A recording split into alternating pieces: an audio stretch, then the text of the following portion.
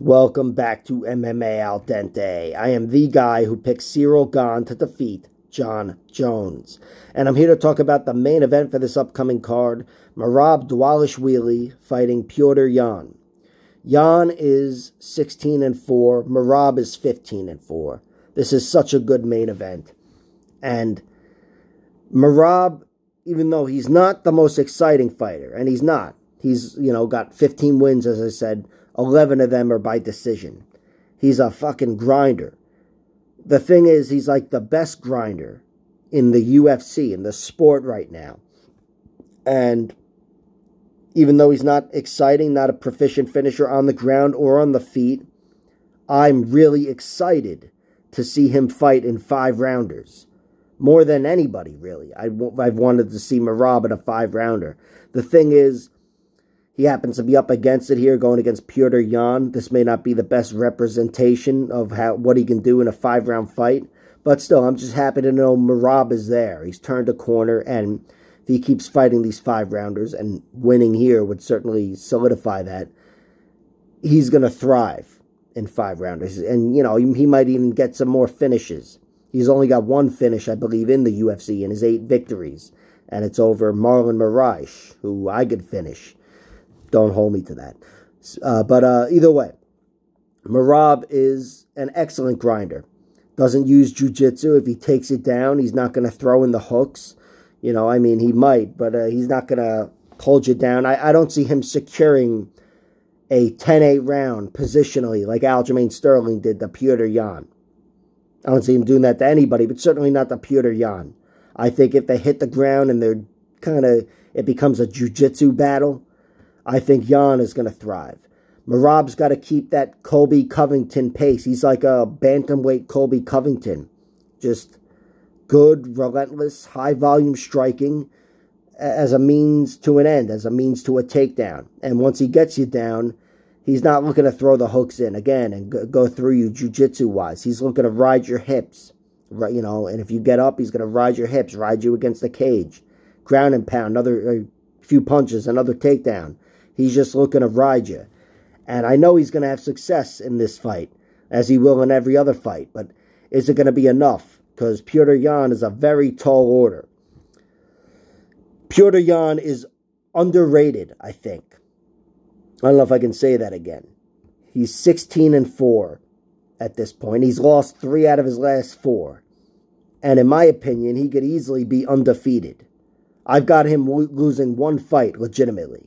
By the way, Merab's 2 fights in the UFC I thought were bullshit.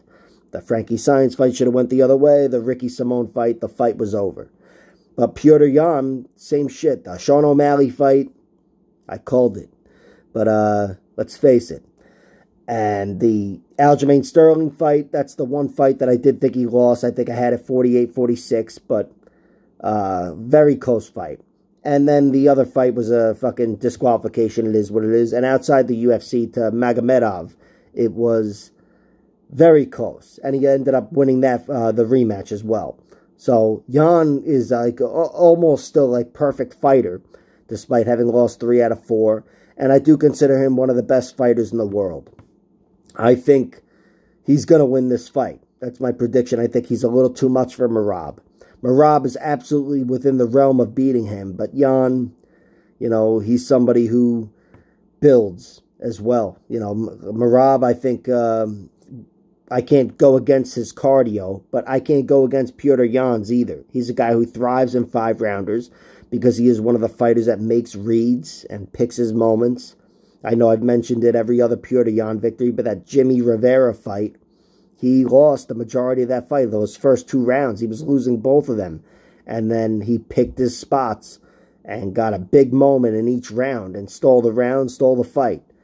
And that's Yan. We've seen it with Corey Sandhagen looking good early on. Anybody can look good early on against Petr Yan. But he's got the basics covered. There's nothing too flashy at all with Petr Yan, but the basics are enough. A tight guard and straight punches, and he's fucking probably more powerful than he looks. And everything is just all technical and all about timing with him.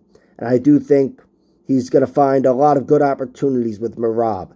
because Merab is going to be in his face, you know, giving him the opportunities, but also because Merab is not the most polished striker, I think. It's all a means to an end, and Jan, I think, is definitely the more refined fighter in terms of striking and grappling, you know, submission grappling. So this fight, I think Merab's got one strength, one path to victory. It's a decision. That's the only thing worth playing, in my opinion, but it goes against my prediction, which is Petr Yan wins by decision. So I'm not betting on this fight. I wouldn't be surprised if Yan won by TKO, but my prediction is he wins by a decision. You know, I do think his striking is going to be the difference, despite Merab winning most of the small moments in this fight. And for Merab, again, he's the only one I see the value on. And if he was to win, it'd be a decision. Plus 290 for Merab might be worth something, but I'm staying away from it. Like, share, subscribe, all that horse shit. Check out my other videos.